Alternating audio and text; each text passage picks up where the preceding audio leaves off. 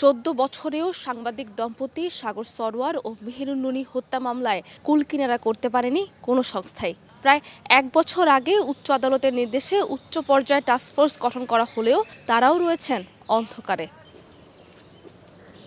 বুধবার সকালে সাগরুনি হত্যা মামলার তদন্তের অগ্রগতি জানতে রাষ্ট্রের সর্বোচ্চ আইন কর্মকর্তার সঙ্গে দেখা করে পরিবার। এ সময় অ্যাটর্নি জেনারেল বলেন, মামলার অনেক আলামতের হদিস মিলছে না। আলোচিত হত্যাকাণ্ডের তদন্তের ধারাবাহিকতা না থাকায় নতুন তদন্ত দল চ্যালেঞ্জের মুখে পড়েছে বলেও জানান তিনি।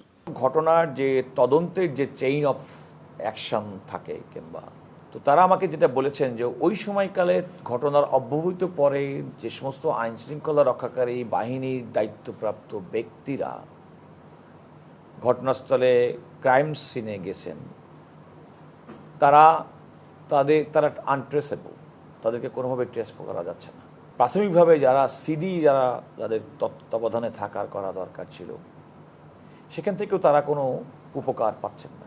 সাগরুনি হত্যা মামলা আলো আধারের মধ্যে ঘুরপাক খেলেও আলোর মুখ দেখবে বলে প্রত্যাশা আইনজীবী শিশির মনিরের।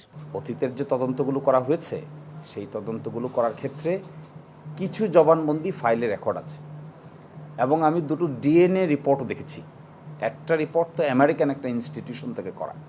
এই জন্যই আমার মনে হয় প্রোগ্রেস রিপোর্টটা আপনাদেরকে দেখালে বা পাবলিক ডকুমেন্ট হিসেবে আমাদের কাছে কোর্ট থেকে নিলে সেটা যখন পরিবার দেখতে পাবে আমার মনে হয় কিছু আলো আধারের মাঝখানে একটা আশার আলো দেখতে পারে।